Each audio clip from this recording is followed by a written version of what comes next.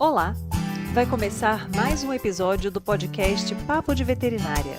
Eu sou Thaís Rocha e uma vez por semana eu converso com profissionais da medicina veterinária sobre trajetória e escolhas que moldaram sua carreira. Esse episódio foi gravado pela plataforma Zoom em 20 de setembro de 2021 e a entrevista completa está no canal youtube.com/papo de veterinária.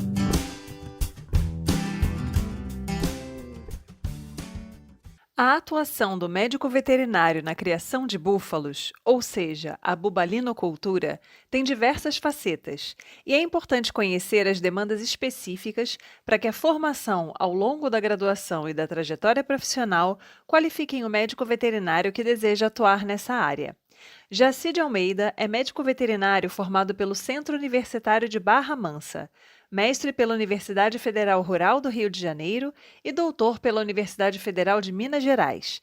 Ele atua em reprodução de animais de grande porte e também de aves e nos conta nessa entrevista quais foram as estratégias que contribuíram para a sua inserção no mercado crescente em todo o país. Jaci, eu gostaria de começar te perguntando, quando você entrou na graduação, você já tinha alguma perspectiva de uma área que você gostaria de trabalhar na veterinária? Ou você entrou como muitos de nós, sem ter muita ideia de para que lado você ia correr? Bom, na verdade, eu costumo até comentar isso com os meus alunos, né? Como eu entrei já com mais de 20 anos, então você já está um pouco mais maduro, você já sabe mais ou menos o que é da vida, né? Então, a gente não fica muito naquele negócio perdido, ainda não sei, vai descobrir durante o curso. Então, eu já entrei sabendo que eu ia trabalhar com reprodução e voltado mais para a área de grandes animais. Mas durante aí o período de graduação, já surgiram algumas oportunidades. E como você acabou de falar aí na apresentação, a gente acabou trabalhando um pouco com aves, às vezes um pouquinho com animais de companhia, mas o forte mesmo é animais de grande porte. E aí, durante a graduação, como você já tinha essa perspectiva de trabalhar com reprodução, quais foram os caminhos que você foi trilhando para poder, quando se formasse, já estar inserido na área? Na verdade, eu dei até muita sorte, né? Eu já gostava de reprodução e a região onde eu estudei, onde eu me graduei, 80% dos professores que trabalhavam na universidade eram professores já aposentados ou em vias de aposentar de universidades federais, e todos eles davam assistência na região, né? Eu estou aqui na região do Vale do Paraíba, a maioria deles trabalhava com grandes animais. Então, durante a graduação, a gente fazia muito estágio, muita aula prática, então a gente teve, durante esse período aí, muita aplicação a campo, né? Não ficou muito na teoria, como a gente tem visto na atualidade, aí nos cursos mais recentes, né? Então, isso alavancou bastante e fez com que a gente empenhasse cada vez mais dentro da profissão e dentro dessa área de reprodução também. E aí o pessoal tem muito interesse na área de bubalinocultura, né? Bubalinos ainda são pouco frequentes em algumas regiões do país, né? Alguns alunos têm interesse na área, mas têm dificuldade em terem contato com propriedades. E na graduação a gente também às vezes tem dificuldade em caso, né, não tem um professor que trabalhe especificamente com búfalos, até em pontuar quais são as diferenças entre búfalos e bovinos, né? A gente sabe que o búfalo não é uma vaca preta, né? É outra espécie, com outros hábitos, com outra, né? Tem muitas diferenças importantes com relação aos bovinos. Então, esse seu trabalho com búfalos, né? Como é que você fez esse direcionamento? Você trabalha apenas com reprodução ou você atende outras áreas da veterinária também para essa espécie? Como é que é esse seu trabalho? Essa colocação que você fez, ela é bastante interessante, porque não é só dos alunos, não, né? Primeiramente, que como você falou aí, boa parte dos cursos, às vezes não tem nenhuma disciplina de bubalinicultura, e dentro da área de produção e reprodução, às vezes tem uma aula durante toda a graduação, então a informação é bem restrita mesmo. Mas mesmo entre os profissionais que já estão no mercado há algum tempo, ainda surge bastante dúvida em relação à diferença entre bubalino e bovinos, né? Apesar de serem duas espécies de ruminantes, os dois aí serem bastante parecidos em relação ao manejo como um todo, mas já começa a diferença pelo número de cromossomos, né? E aí a gente tem no Brasil hoje praticamente 4 raças de bubalino, que são as duas leiteiras aí mais exploradas, que é a Murra, a Mediterrânea, o mestiço dessas duas, o Jafarabate, que é uns 2 ou 3 criadores aí um pouco mais fortes, que trabalham com a raça pura, e temos a raça Querabal, que é a que temos aí na ilha de Marajó, né, mais restrita aí à região do Pará. Em relação à anatomia, apesar de serem animais aí que atingem alguns aspectos, às vezes mais de 1 tonelada ou próximo a 1 tonelada, principalmente os machos, o aparelho reprodutor, tanto do macho quanto da fêmea, é menor que dos bovinos. E eles são animais assim mais sensíveis também, aquele tamanho monstruoso que às vezes Até um tempo atrás era tido muito como um animal agressivo, sanguíneo, que causava muito acidente, não se reflete na realidade. Eu não vou dizer para você que não tenha nenhum animal sanguíneo, que não tenha acidente, esse tipo de coisa, mas comparado com o bovino, principalmente bovino de corte, eu acredito que a incidência de acidentes entre humanos e bubalinos no manejo no dia a dia é bem ínfima, comparando entre as duas espécies. E a questão da docilidade, né? São animais que depois que você acostuma com eles, não é a gente que muda o manejo deles, eles é que acabam mudando o nosso dia a dia, porque a gente tem que acostumar a trabalhar isso no tempo deles, né? A gente tem que ir devagar, respeitando ali aquele andar mais devagar, mais sossegado, e isso faz com que a gente também se acalme. Quando a gente começa a conversar com os funcionários, os proprietários que já estão mais algum tempo na atividade, eles falam que saíram do bovino de leite, às vezes do bovino de corte, foram para o búfalo e não voltam mais. Principalmente para a questão do sossego, da paz, da tranquilidade que tem em lidar com essa espécie no dia a dia. Em relação ao crescimento, é uma das espécies que tem crescido muito aí nos últimos anos, ainda tem muito para alavancar, para crescer no Brasil como um todo, principalmente agora nesse período de pandemia, que o pessoal ficou mais tempo restrito, né, aos seus lares e tal, aumentou o consumo de lácteos, aí somado também a questão de mudanças econômicas que nós passamos aí nos últimos anos, e quando o poder aquisitivo melhora um pouco, a primeira coisa que o pessoal investe, né, a população de maneira geral, é numa melhor alimentação. E aí os derivados de leite, os lácteos, os queijos, os doces acabaram caindo aí na graça dos consumidores, né? E na mídia, de maneira geral, também tem tido bastante matéria sobre a espécie bubalina, né? Para quem assiste de vez em quando aí no Globo Rural, alguns outros programas específicos voltados para a área rural, tem tido bastante reportagem sobre essa espécie como um todo.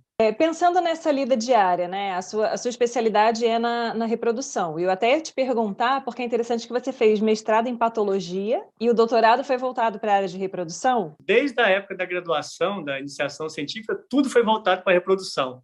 Só que as faculdades, a maioria delas, nos cursos de pós-graduação, não tem, às vezes, a cadeira específica de reprodução, né? Aí, às vezes, você vai para a área de patologia, mas trabalhando com reprodução. Tanto é que eu fiz as 3 áreas da graduação, mestrado, doutorado, tudo com andrologia na área de grandes animais, avaliando morfologia, avaliando sêmen a campo, comportamento animal.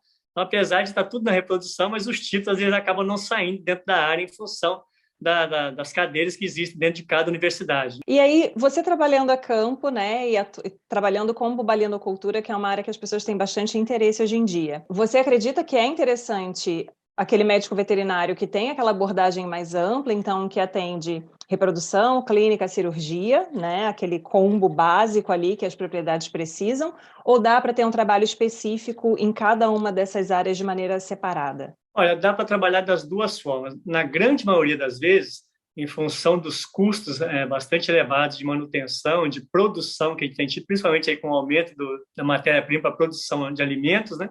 As propriedades, às vezes, pelo menos as pequenas e de médio porte, às vezes não estão preparadas para contratar 2, 3 profissionais, cada um numa área específica.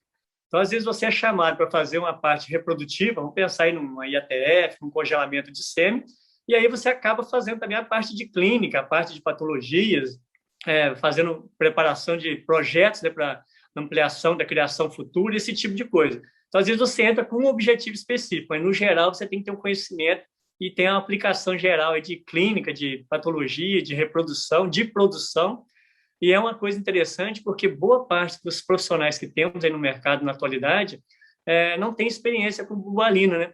Inclusive os zootecnistas, veterinários mesmo, alguns agrônomos, vira e mexe, a gente vê o pessoal aí fazendo consulta em relação a problema com nutrição, problema de reprodução, porque não tem essa experiência e às vezes está acostumado a trabalhar com bovino e acaba se vendo, né, na rotina do dia a dia, tendo que assumir uma propriedade de bubalino. E aí, mas felizmente a gente tem bastante grupos aí de reprodução e a gente consegue auxiliar eles dentro do possível. Então a gente vai passar uma semana numa propriedade dessa para dar algum tipo de treinamento, alguma coisa desse tipo, e depois aos poucos, né, a pessoa também começa a ler, fazer cursos, acaba conseguindo caminhar sozinha, né? E quais são as particularidades em termos de reprodução quando a gente pensa em búfalo, né? Você falou de algumas questões anatômicas, da maior sensibilidade da espécie, apesar do porte às vezes ser até maior do que de um bovino. Agora, a gente sabe que, por exemplo, se a gente for comparar, né, um búfalo, uma búfala, né, produtora de leite com uma vaca holandesa, a quantidade, né, o volume que o animal produz em geral é bem menor. A questão, em algumas propriedades, da búfala está muito ligada ainda ao bezerro, não ter como fazer aquela separação que faz em bovino de leite é ainda uma realidade em muitos locais. Então, em termos de reprodução, assim, especificamente biotecnologia, dificuldades, né, coisas que às vezes não tem como transpor ali de uma espécie para outra. Quais seriam as particularidades principais de bubalinos? Bom, em relação aos proprietários, né, o que faz com que haja cada vez mais entusiastas da produção é justamente a quantidade de sólidos totais no leite, né? Como você bem falou, a produção é menor. E já tem uma linha de pesquisa, os pesquisadores aí mais tradicionais, que inclusive costumam dizer o seguinte: não queira transformar uma búfala numa vaca holandesa, porque a hora que ela sair dos seus 7, 9 litros de leite, que já é considerado uma boa produção para uma búfala, e chegar nos seus 30, 35, ela vai perder boa parte das características organolépticas do leite, que é os sólidos totais, maior quantidade de minerais, menos colesterol, maior teor de proteína, e a questão do rendimento no geral, né? Para você ter uma ideia, para fazer um leite de 1 quilo de queijo, Minas Frescal, com leite bovino, em média você vai gastar de 8 a 10 litros, dependendo da época do ano, da categoria animal que você está utilizando. Para búfalo, às vezes com 5 litros de leite você consegue ter o mesmo rendimento em relação à quantidade de derivados produzidos. Já em relação à reprodução, é uma coisa que às vezes pega o pessoal de surpresa. Enquanto os bovinos reproduzem o ano todo, né, desde que tenha nutrição, sanidade, a coisa toda regulamentada, tudo em dia, bom manejo, os bubalinos já são poliésteres estacionais de dias curtos. Eles se reproduzem melhor numa época do ano onde as fêmeas vão estar ciclando naturalmente, né? Então, aqui na nossa região, no Sudeste, de maneira geral, elas vão estar ciclando aí entre março a junho. Depois desse período, elas entram em anestro. E aí, a questão principal no búfalo, que já, de certa forma, já se resolveu esse problema, principalmente na fêmea, era a dificuldade de detecção de cio. E aí, com o uso desses protocolos hormonais, resolveu-se o problema da detecção de cio. No entanto, a outra questão que leva bastante importância e que a gente ainda não conseguiu sanar é a grande dificuldade de congelar material sêmen de bubalino. Às vezes você tem reprodutores com excelente ejaculado, com boa qualidade, que dá para você trabalhar com semi-fresco, resfriado tranquilamente, mas não resiste à criopreservação. E hoje no Brasil a gente tem uma demanda de sêmen muito grande em função do crescimento dessas IETFs. E aí boa parte do sêmen é importado. Por que isso? O bubalino ele é um pouco mais tranquilo, mais sossegado, então ele demora um pouco mais para você condicionar para a coleta de sêmen. E diferente do bovino nas centrais, que depois de condicionado, de estabilizada a qualidade do ejaculado, ele continua produzindo por um bom tempo, o bubalino, de um dia para o outro, sem uma menor explicação, às vezes está com um ejaculado muito bom, no dia seguinte está ruim, e às vezes não retorna dentro daquele período a produzir ejaculado com boa qualidade. É um dos motivos das principais centrais do Brasil hoje não terem búfalo aí no seu catálogo de coleta, no seu dia a dia. E conversando com o gerente das centrais, eles falam o seguinte, que alguns deles já tiveram a experiência de ficar, às vezes, com um reprodutor lá 5, 6 meses e não conseguir coletar uma dose de sêmen sequer. Então, a questão do condicionamento, do manejo do búfalo é um pouco mais específico do que do bovino, um pouco mais demorado, por assim dizer. A gente tem que ter um pouco mais de paciência com eles, né? E nos bovinos, quando a gente não está na central, nas fazendas que trabalham com congelamento de sêmen, você congela e coleta na fazenda. Então, tu consegue trabalhar tranquilamente numa fazenda. Já os bubalinos já tem uma particularidade que você não pode usar o eletroejaculador. Assim como os suínos, como os garanhões, eles também não resistem, eles são mais sensíveis ao choque térmico, aos estímulos elétricos. Então, já é mais uma dificuldade para você estar trabalhando com o sêmen de bubalino. Mas, aos poucos, a gente tem conseguido aí alguns resultados, né? Tem alguns outros colegas também trabalhando no Brasil com congelamento de sêmen, e vez e outra a gente se encontra aí nos eventos e tal, a gente começa a descobrir algumas coisas que, vou aplicar isso, vou aplicar aquilo outro, e acaba melhorando o resultado. Mas, geralmente, com mais paciência do que com o bovino, tem que ter um pouco mais de paciência.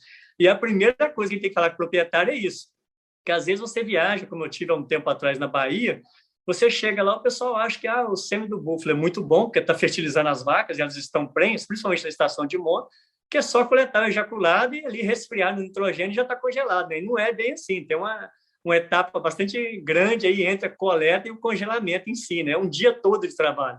E às vezes no final do dia você não consegue colocar uma dose sequer no botijão. Então é um pouco constrangedor, mas depois com o tempo, com o condicionamento dos animais, com a questão nutricional em dia, a gente acaba conseguindo aí um resultado. Ainda não dá para comparar com o bovino, mas futuramente a gente vai chegar bem próximo disso. Como é que você fez, então? Você já comentou, né, que você teve essa possibilidade de, durante o curso de graduação, ter bastante contato com o pessoal de campo, né, já ir tendo essa vivência prática bem intensa. E aí, como é que foi para você depois se inserir no mercado enquanto autônomo? Foi difícil ou você já tinha esses contatos antes? né? E o que que você sugeriria para pessoas que têm essa intenção de começar um trabalho a campo e, às vezes, pela questão, né, da bobalinocultura não estar tão amplamente disseminada no país, precisam mudar de região, de repente tentar ir para um local onde elas não são ainda bem conhecidas? O que que você pode sugerir nesse aspecto? Na verdade, isso que você falou é uma verdade. Você tem que ter bastante conhecimento em relação a onde estão os produtores, aonde que estão aí as perspectivas de crescimento da espécie, né, dentro da atividade, principalmente bovina, da produção de leite, e começar a fazer estágio antes, aí já na metade do curso de graduação, começar a conhecer essas pessoas, porque muitas das vezes está faltando profissional de búfalo no mercado. E às vezes as pessoas também não sabem aonde estão as criações e não tem esse link de contato, né? Eu tenho conseguido algumas vezes colocar alguns estagiários numa propriedade em outra e alguns deles acabam ficando como profissional ali após a formação, porque tem essa demanda muito grande para profissional que trabalha com búfalo e do outro lado também não tem pessoas totalmente qualificadas para isso, né?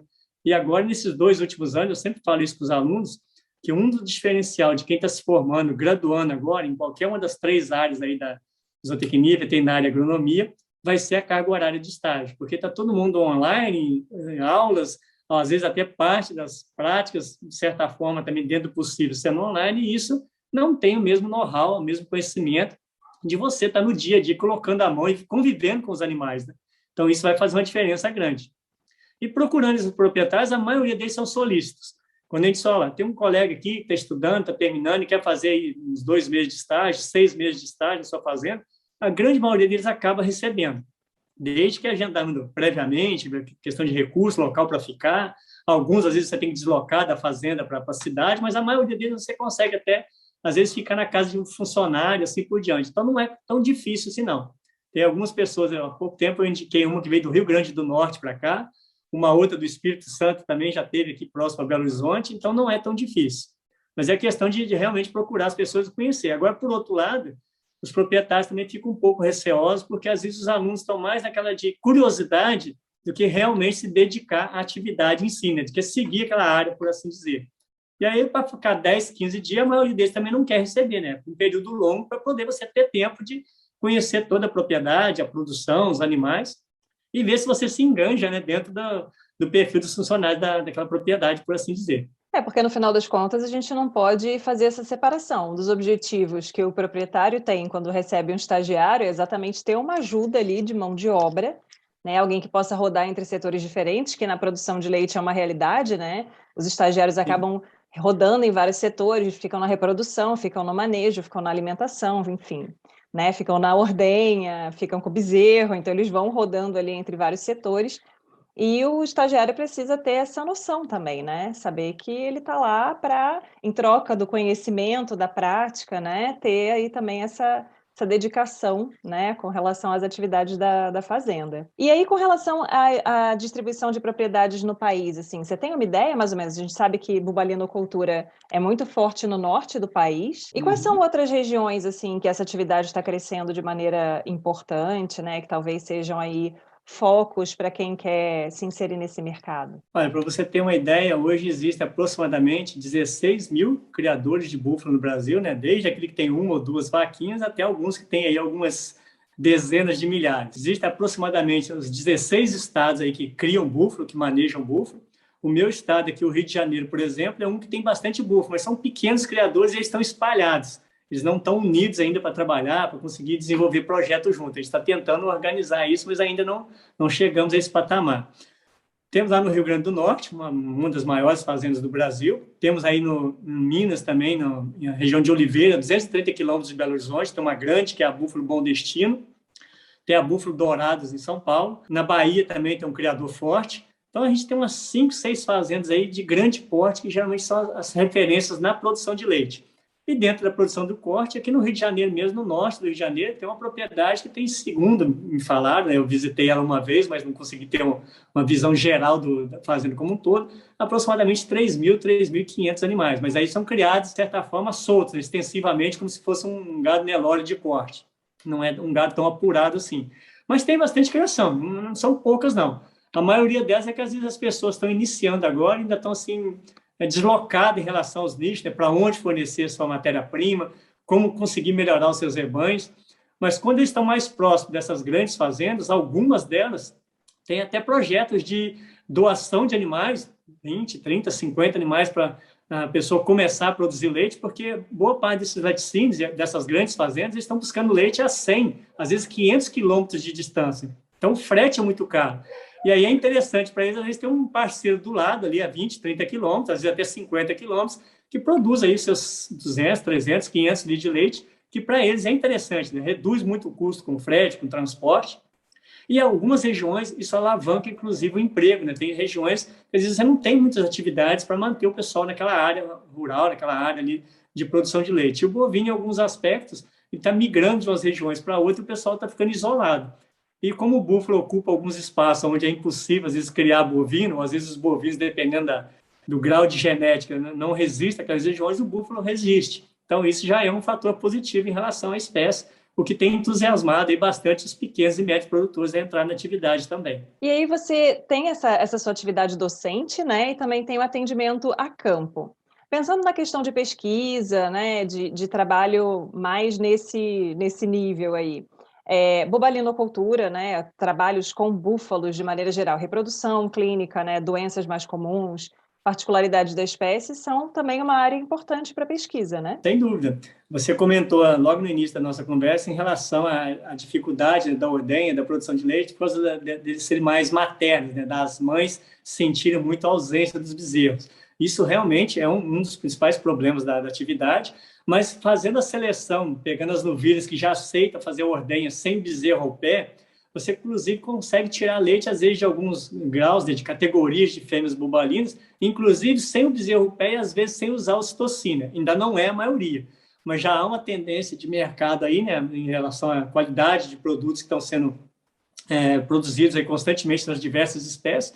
Então, já está tendo uma pressão para você não usar hormônios na produção, principalmente para descer o leite. A gente sabe que não vai ter nada de efeito no leite, mas é uma coisa que tira um pouco da naturalidade, do bem-estar do animal, por assim dizer. Isso também já está sendo cogitado e algumas fazendas estão de olho nesse mercado e já estão montando suas categorias, principalmente de novilhas, de primíparas, que conseguem produzir leite sem bezerro ao pé. Mas tem aquelas que já estão aí há algum tempo na ordenha, já estão aí viciadas, né, na ocitocina, por assim dizer, você já não consegue eliminar. Isso aí você vai ter que levar até o final da vida na ocitocina. Raramente, se você tirar a ocitocina, ela vai descer o leite.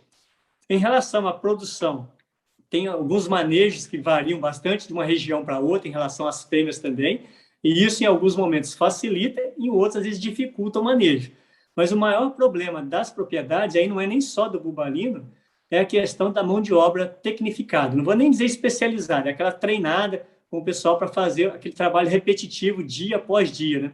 Então, o que a gente vê hoje é muitas pessoas aí se sujeitando a essa atividade em função de, às vezes, falta de outras oportunidades. Então, não é mais aquela pessoa que foi criada na área rural, que é filha de produtor, que é filha de funcionário e que gostava daquilo. Esses são poucos. E esse aí, geralmente, é o que todo mundo quer, né? Que é a pessoa que está fazendo aquilo porque gosta. Lógico, você tem um viés aí econômico de você ter o seu sustento também, mas se você fazendo aquilo que gosta, a questão da remuneração é meio que secundário, né? Passa a ser consequência e não o objetivo principal. Então, isso é o que todo mundo está querendo. Mas tem bastante espaço ainda para o pessoal chegar, crescer, desde que estude, se tecnifique, façam cursos. E uma das deficiências que a gente vê muito na veterinária é a questão da nutrição, né? Então, os veterinários eles se formam e não têm muita noção de nutrição. E o pessoal que trabalha com búfalo está demandando muita gente que tenha conhecimento nessa área de nutrição. Isso é uma coisa que a gente tem visto que falta bastante dentro da atividade. E é aquela questão que você comentou, né? Muitas vezes, quando a propriedade é de um porte menor, o proprietário não tem como pagar profissionais de varão, um agrônomo, um zootecnista, um veterinário da reprodução, um veterinário da clínica, não tem como, né? Dar manutenção aí de toda essa mão de obra. Então, acaba que o veterinário que atende aquela propriedade tem que cobrir todas essas áreas, porque existem atividades ali que são, né, exclusivas do médico veterinário que outras profissões não podem fazer. Então, se você, né, deixa ali algumas lacunas, isso vai acabar tornando difícil para o próprio dono da propriedade. E a outra coisa que tem chamado bastante atenção, já que a gente falou de algumas particularidades, na atualidade tem havido uma demanda muito grande de mercado por produtos cada vez mais saudáveis, né, que tenham aí uma qualidade de vida, principalmente a gente pensando nos nossos filhos, aquelas pessoas que estão ao nosso lado, nesse período de pandemia, então isso acabou sendo mais pesquisado nas mídias e tal. E o búfalo ainda tem uma particularidade em relação ao bovino, que é a questão do A2A2, né, para aquelas pessoas que têm uma intolerância à lactose, uma série de outras propriedades do leite bovino que geralmente acabam fazendo com que alguns não consumam, o búfalo naturalmente já tem isso incorporado no seu leite. Então, isso também já é um chamariz a mais. E agora, recentemente, acho que foi a semana passada, se não me engano, terminou uma exposição, uma feira de queijos na França. Então, de aproximadamente 700 e tantos expositores que tiveram lá, o Brasil foi o segundo país com maior número de expositores e, principalmente, maior número de queijos premiados. Acho que foi em segundo lugar, se não me engano. E desses, a maioria estava aqui em Minas, em São Paulo, mostrando que a atividade está espalhando, né? No início era só Minas, era lá no Rio Grande do Sul, era na Bahia, agora está no Brasil todo, já tem criador de búfalo. E como a produção é pequena, na maioria das propriedades, mas o rendimento do sócio total do leite é grande, a questão do queijo, né? O queijo fino, o queijo artesanal, ele tem uma procura muito grande. A maioria dos pequenos, às vezes, não consegue sanar a procura do dia a dia. Aqui na minha região mesmo, eu tenho um proprietário que tem acho que 20 fêmeas, ele deve tirar aí uns 80, 100 litros de leite. Toda semana ele faz os queijos, os iogurtes dele e não dá conta do pessoal que está interessado em comprar e em buscar. Então, tem uma demanda bastante grande. E no passado, o valor era um pouco mais elevado também. Então, você encontrava esses produtos nas grandes redes de supermercado. Hoje você consegue encontrar nos mercadinhos, em algumas padarias, né, das cidades aí de médio porte, então já está um acesso mais facilitado também. Isso tem feito com que a espécie tenha sido mais conhecida e tem agregado cada vez mais entusiastas e mais pessoas interessadas em produzir ou trabalhar mesmo com o búfalo, por assim dizer. Né? É um mercado maravilhoso, né? Para quem gosta, para quem tem interesse, com certeza é um nicho aí importante. Em relação a alunos, uma coisa que a gente sempre verifica, eu sempre tento passar para os meus alunos de maneira geral, é a questão de ser proativo, de não esperar as coisas acontecerem. Né? A gente verifica que, na maioria dos cursos, o pessoal dá, às vezes, importância para o estágio no final do curso, aí do sexto, sétimo período para frente. Eu falei, gente, não espera as coisas acontecerem, que às vezes você pode não ter tempo para realizar todos os seus anseios. Né? Pega suas férias, vai lançar, vai fazer estágio numa coisa diferente daqui que talvez você vai ter oportunidade de ver dentro da sua área, na região onde você está. Vai mexer com peixe, vai mexer com abelha, vai trabalhar com ovino, com caprino, e por que não búfalo, né? Que é uma coisa que está crescendo bastante agora. E vai passar um mês, 2 meses só, vai conhecer gente diferente, vai conhecer locais diferentes, que às vezes, muitas das situações, você acaba se deslumbrando com um mundo que era totalmente alheio ao seu dia a dia, né? A gente às vezes acabava ficando muito fechado naquela coisa que está ao nosso redor e não enxerga o que está alguns metros mais adiante, alguns quilômetros mais adiante. Então, isso eu sempre passo para meus alunos, e alguns deles que correram, que saíram, foram atrás, inclusive já estão empregados, às vezes, na área em função disso. Olha, pessoal, nunca imaginei que eu fosse trabalhar com búfalo e hoje estou satisfeito, estou crescendo aqui dentro da fazenda, junto com o proprietário, com a estrutura da fazenda. Isso é bastante positivo para a gente também. Né? E aí você falou da questão da pesquisa, diferente do bovino, a gente não tem tanta área de pesquisa assim. Então, demanda muito recurso, muita atividade, e como você mesmo disse ali, às vezes você tem que se afastar muito da sua região, da sua universidade, do seu campus, para poder conseguir trabalhar. E nas poucas vezes que a gente tem essas oportunidades, a gente vai para passar 15 dias, um mês, e aí é onde a gente acaba gerando material para essas pesquisas também. Né? E sempre que possível, a gente acaba levando alguns alunos junto para não só entusiasmar eles a ir para a atividade, como também para tentar mostrar um pouco daquilo que, às vezes, no dia a dia da aula, da correria, você não consegue transpor isso tudo em 2, 3 horas de aula. Né? Sim, acho que é muito importante isso que você falou, né? A gente precisa, cada vez mais, a pessoa que é proativa, ela se destaca, né? Ela tem um diferencial importante, que é aquela coisa de estar sempre à frente, né? Ela adianta ali, você não precisa demandar, a pessoa está lá, se apresenta e já tenta ajudar antes mesmo de você dizer que tem um problema, que tem uma questão ali. E essas pessoas conseguem também se desenvolver mais, ter mais oportunidades, né? Então, é uma questão que eu também converso bastante com os alunos, assim, tem que tomar muito cuidado com algumas características que às vezes são pessoais, às vezes a pessoa é mais envergonhada e a vergonha não passar por desinteresse. Porque tem tanta gente chegando no mercado, né? Tem tanto curso de veterinária, tem tanto aluno, tanta gente se formando, que não tem condições de você pegar a pessoa pela mão e falar, meu amor, vem aqui que eu vou te dar uma oportunidade. Né? Quem for adiante, né? Quem for mais proativo, acaba conseguindo um destaque maior, não tem muito como. Não, e isso que você falou é uma verdade muito grande. Eu acabo usando com os meus alunos, no primeiro dia de aula, o meu exemplo. Quando eu estava no 2º grau, entrando na graduação, eu só abria a boca durante a aula para falar 2 coisas. Presente e perguntar se podia ir no banheiro. Né? E hoje em dia você dá aula, você é comunicativo, você participa de vários eventos. Tá? Eu falei, gente, a gente acaba mudando e perdendo essa inibição, como você falou, em alguns momentos, às vezes, vergonha e tal. E uma outra coisa que eu procuro sempre dizer é que o mundo hoje, diferente da época que eu me graduei, ele está muito mais competitivo. Para você ter uma ideia, em 1980 a gente tinha 32 cursos de veterinário. Hoje, em 2021, nós temos 493. Nós formamos aí 12.300 veterinários por ano. Então, tá uma competição totalmente desleal, né? Muito mais do que em outras profissões e outras áreas. E você tem que ser um diferencial. Você tem que saber algo mais, você tem que estar alguns passos à frente. E aí é aquela questão de ser proativo, de estar sempre procurando informação, de estar disponível, né, quando as coisas aparecem, isso aí também abre oportunidade. Eu sempre falo para a gente, quem não é visto não é lembrado. E aqueles que estão sempre presentes, toda hora que surge uma oportunidade, você lembra dessas pessoas, né? Aquela pessoa está me acompanhando, fui ali, fui aqui, esteve lá. Os próprios criadores acabam, às vezes, solicitando, olha, aquele aluno veio fazer estágio aqui, você tem contato dele, ele ainda está na área, tem interesse. Então, isso costuma ser aí uma porta de entrada, né, para a vida profissional dentro da atividade bubalina especificamente. E a inseminação artificial em aves? Me conta sobre isso. Como é que a pessoa trabalha com búfalo, com bovino, com ave? Como é que é a sua rotina? Essas coisas eu costumo brincar com os alunos, que às vezes você vai trabalhar numa fazenda, mexer especificamente com coleta de sêmen de búfalo, enquanto você coloca o sêmen lá para congelar, você tem aquelas 3, 4 horas de curva de equilíbrio, de resfriamento e tal, até o procedimento de congelamento, por assim dizer. E nessas 3, 4 horas você vai conhecer a fazenda, vai ver o que eles fazem, o que mais que tem ali além dos búfalos, né? E isso acabou acontecendo comigo. Durante a graduação ainda, eu ainda não tinha tanto contato assim com o búfalo, mas comecei em algumas propriedades, eles tinham muitas aves silvestres. E aí eu via fazão, via pavão, via peru, aquela coisa tudo. Falei, como é que é a reprodução dessas aves? É só o macho com a fêmea? E aí, por incrível que pareça, é outra área que você vê pouco veterinário trabalhando.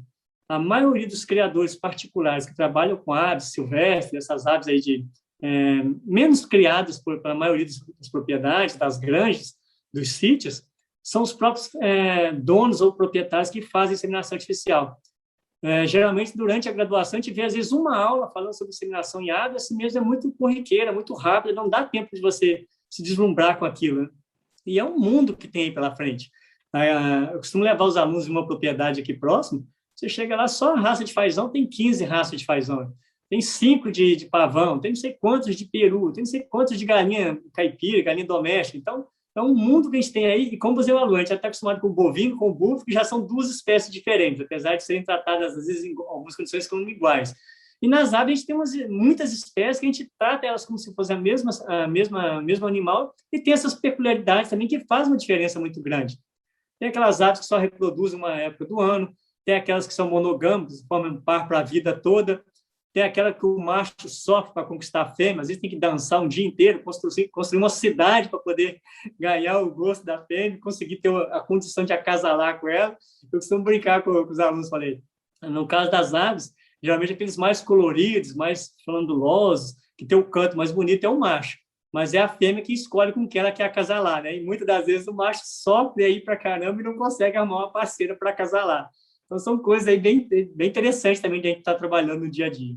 E como é que é uma rotina, assim, de um período de trabalho seu? Que você falou que, por exemplo, reprodução de bubalino, né, desconsiderando a inseminação artificial, né, as biotecnologias da reprodução, se fosse uma condição natural, é uma questão mais sazonal. Como é que você organiza a sua rotina? Com aula, com atendimento a campo? Como é que é Escolhe um período aí animado para o pessoal ficar assim, né, e falar, nossa, que bacana, quero uma rotina assim para mim. Conta pra Então, gente como é que nesses é. dois últimos 3 anos, eu tenho atrelado os meus horários aí de consulta, né? Aqui próximo da faculdade onde eu trabalho, eu geralmente atendo final de semana, feriado, às vezes entre uma aula e outra, acaba fazendo um atendimento ou outro. Mas mais voltado assim para biotecnologia mesmo, tanto em búfalo quanto em aves, eu tenho pegado período de férias. Porque aí você já não tem aqueles compromissos da instituição como um todo, você pode ir e ficar lá 15 dias, um mês, preocupado só com aquela espécie, com aquilo que você está fazendo. E aí a gente geralmente chama 2, 3 alunos, às vezes outro colega veterinário, e acampamos numa fazenda dessa, ficamos lá 15 dias, um mês, às vezes já chegamos a ficar 2 meses e meio. E aí, quando você volta de lá, você vê que a coisa lá dentro, parece que nesses 2 meses o tempo parou, né? Ele não anda tão rápido quando você aqui no dia a dia dando aula, interagindo com os alunos, assim, parece que você fica mais parado no tempo. E é uma das maneiras também de você conhecer um pouco os alunos, um pouco mais, sem sair aquela coisa de professor e aluno, né? A gente quebra um pouco essa barreira, e também te dá a oportunidade para esses alunos galgarem espaço no mercado de trabalho.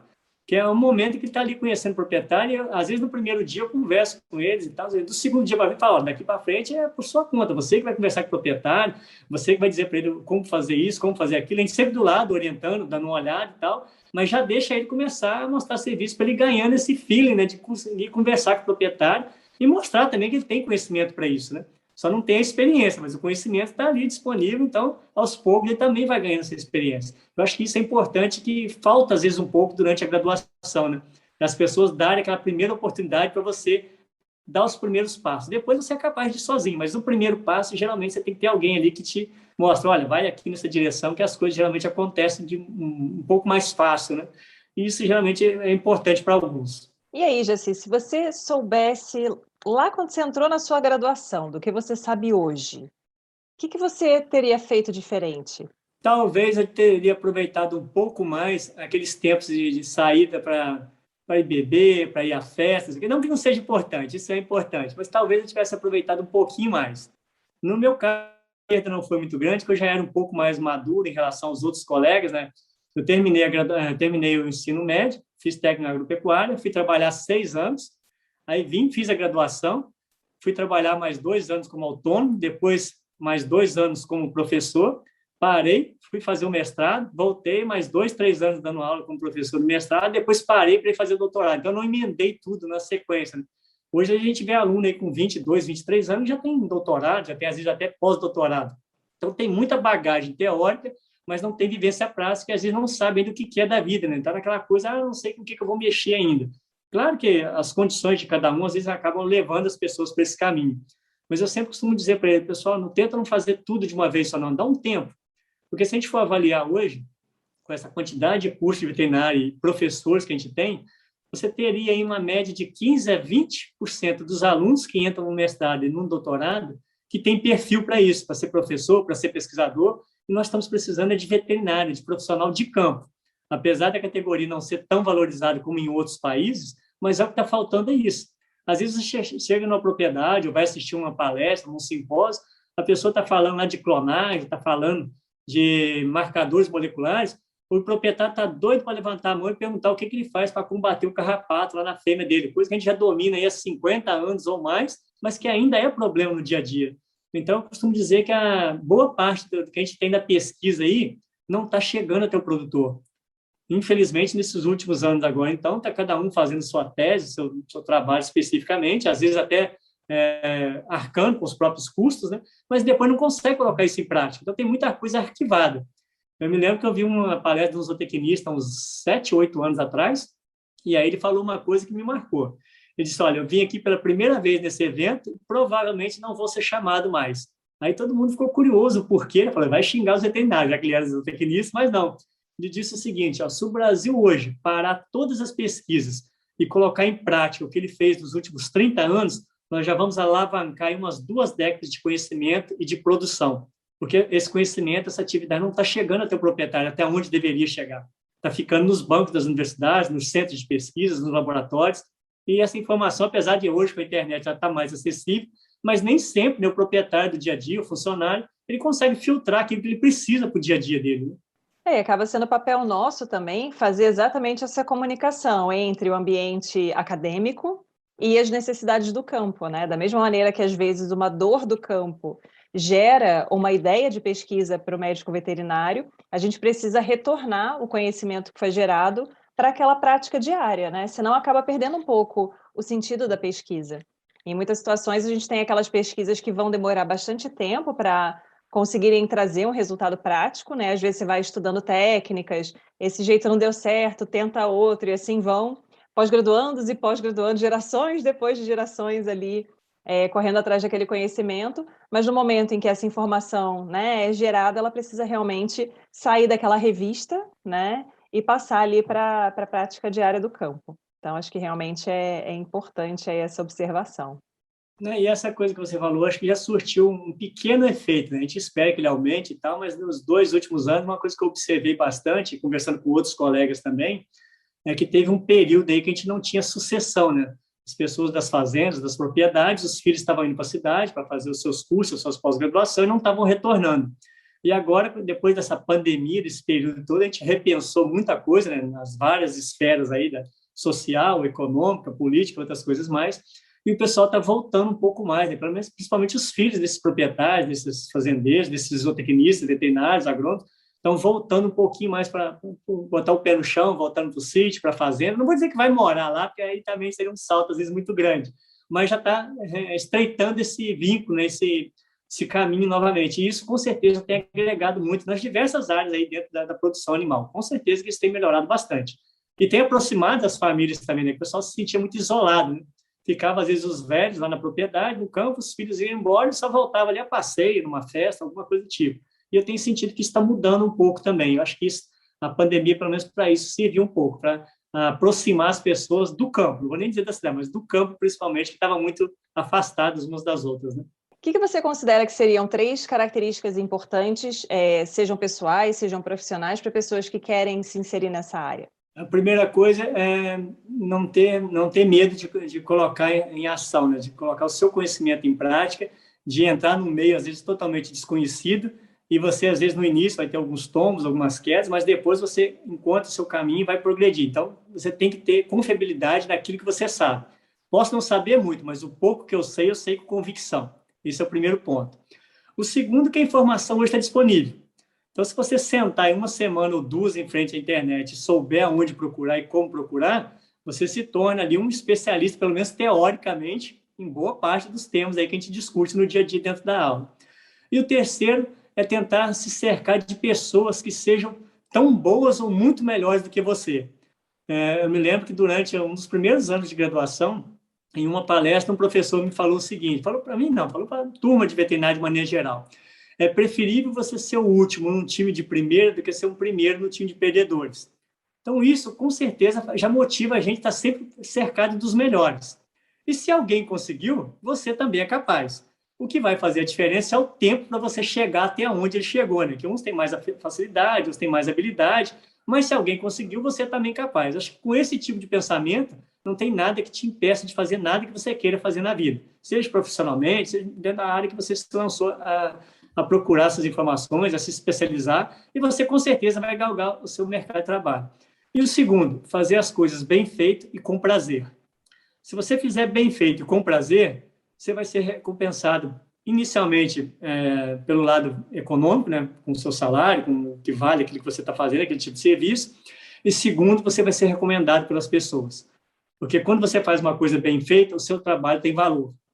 E às vezes a gente fica um pouco chateado, eu sempre falo isso com os alunos, o pessoal que está formando agora, não só os formando, mas principalmente os que estão se formando. Às vezes, para galgar um espaço no mercado de trabalho, acaba cobrando um preço muito abaixo daquilo que geralmente é o tabelado médio para um determinado procedimento, seja uma cirurgia, seja um protocolo reprodutivo, alguma coisa do tipo. Eu costumo dizer, depois que você faz isso uma ou duas vezes, você às vezes não consegue mais voltar para aquele valor real do seu trabalho, do seu serviço. Então, você tem que saber se o seu trabalho é bom, se ele é bem feito e quanto que ele vale. Lógico que dentro daquela média que é praticada na região, no país como um todo. E você fazendo isso, com certeza que você tem espaço no mercado. Eu tenho um tio que é veterinário, ele está para comemorar o ano que vem 60 anos de formado. E aí, quando eu vou no encontro de turma dele, com os amigos dele, eu sempre faço a mesma pergunta. O que mudou de 60 anos atrás para hoje? Ele falou duas coisas principais. Primeiro, que naquela época quem sabia não ensinava, tinha medo de concorrência. E hoje a informação está disponível para cada um, basta você correr atrás que você encontra ela. E segundo, na época não tinha concorrência. Ele fala que a turma dele tinha 43 alunos, os 43 formaram, cada um deles já com serviço público aí encaminhado para ir. E hoje em dia a gente não tem essa condição, né? Você acaba formando e tendo que disputar um outro vestibular para entrar no mercado de trabalho. E hoje uma outra situação também é que boa parte das empresas de grande porte, principalmente, elas trabalham com grandes equipes de veterinários, ou tecnistas, de agrônomos, de biólogos, de estatísticos e tal. E, às vezes, para você entrar numa região como autônomo, é difícil porque você é um desconhecido. Então, se você não tiver aquela pessoa que te indica, que te dá a primeira oportunidade, você sozinho, para competir com uma empresa dessa que tem todo um portfólio atrás dela, toda uma estrutura física, é complicado. Principalmente se a gente falar nas regiões produtoras aí de Cerrado, Mato Grosso e outras regiões mais. Então, tem que ter alguém que você conheça na região para te dar o primeiro pontapé, aquela primeira oportunidade. A partir daí, aí depende de você.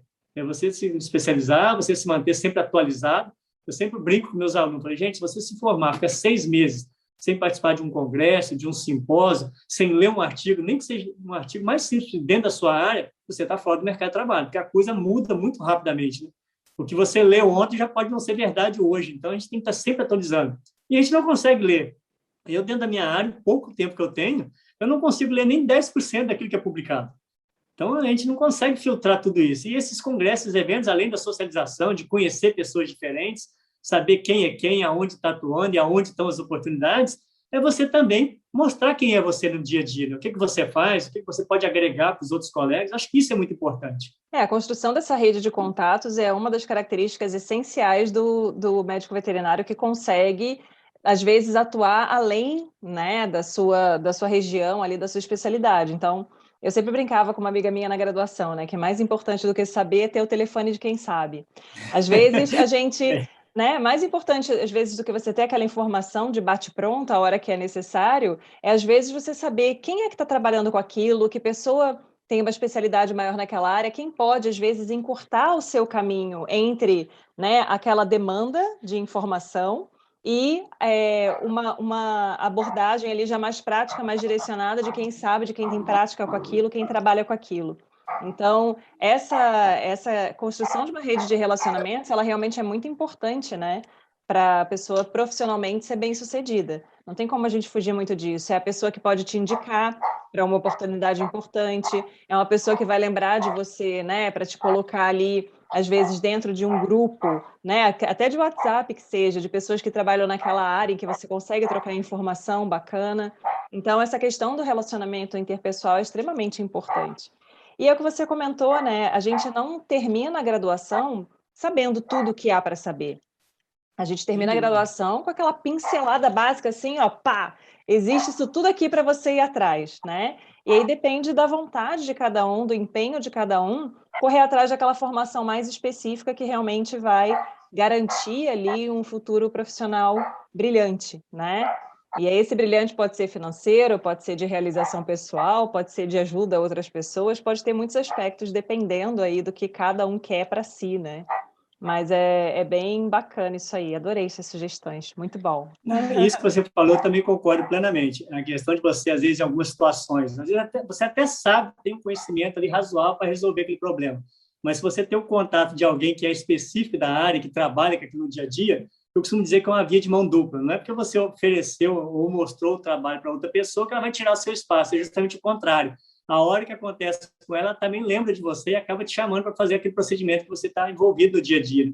E você acaba estreitando os laços, criando novas amizades e abrindo novas oportunidades, novas portas aí para o futuro profissional. Concordo plenamente com o que você falou. Muito bem, Jaci, muito obrigada, adorei nosso papo. Passaria mais 8 horas conversando aqui com você. Achei muito bacana a sua vivência, suas observações, toda a sua experiência. Fico muito feliz de ter você aqui no canal com a gente, trazendo essa bagagem enorme aí de formação, de informações, de uma área que a gente sabe que tem bastante interesse, então é bem bacana.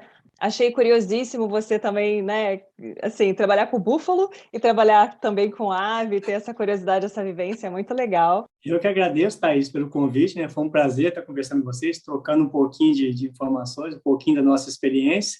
E os alunos que tiverem interesse em fazer estágio, né, se quiserem meu contato, você pode passar meu telefone, meu e-mail. Dentro daquilo que for possível, a gente coloca eles em contato com as propriedades e vão aí, depende deles, até agendarem, né, dentro dos seus espaços livres, dos seus tempos, para estarem aí conhecendo um pouquinho da bubalinicultura. E pode ter certeza que alguns deles vão ficar apaixonados pela espécie. Aqueles que nunca tiveram contato, a primeira vez, depois que vai, volta com outra mentalidade, com outro tipo de pensamento. Com certeza. No mais, muito obrigado aí pela atenção de vocês e estou à disposição para aquilo que eu puder auxiliar vocês aí. Pode contar comigo. Este foi o Papo de Veterinária. Obrigada por ficar conosco até aqui. E não esqueça de compartilhar com seus colegas que também gostariam de saber mais sobre a profissão. Toda quarta-feira temos vídeos novos no youtube.com/papo de veterinária. E às segundas-feiras estarei aqui com vocês para mais um episódio. Até lá!